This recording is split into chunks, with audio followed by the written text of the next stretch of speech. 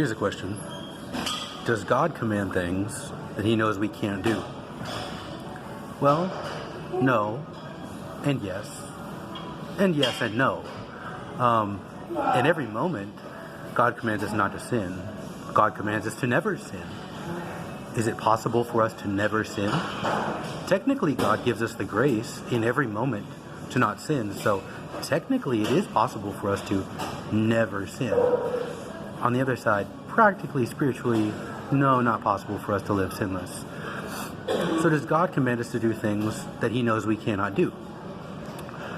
Well, God gave the Jews the Torah, and he gave the Jews the grace, the sanctifying grace. He regenerated the Jews and enabled them to obey the Torah. But Paul tells us that the reason why God gave them the Torah was to show them that they don't do it, that they fall short of it, to show them their need for Christ, to increase their transgression. Furthermore, Peter in Acts 15 says that neither him nor any of the Jewish ancestors were ever able to bear the burden of Torah. They weren't able to obey it. So, does God command things that we cannot do? Well, yes and no and yes. He commands things that he will enable us to do, and that in Christ we will do more and more and more and more of. We'll live lives of ever-increasing conformity to his commands in Christ. And he expects us to do that.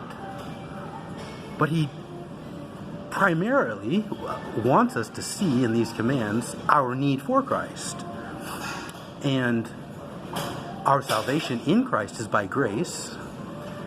However, if we were to be judged based on our own works, we would all be found guilty of sin, and we couldn't be justified by that. So, we're justified by grace as a gift, and the commands of God, we are enabled to obey them. We're given the grace to do so, and when we're in Christ, we will, if we remain in Christ, live lives of ever-increasing conformity to his commands. However, we're not able to obey them the way he wants us to, which is never sin. And on the other hand, we are able to never sin. So does God command things that he knows we cannot do? Well, yes and no, no and yes.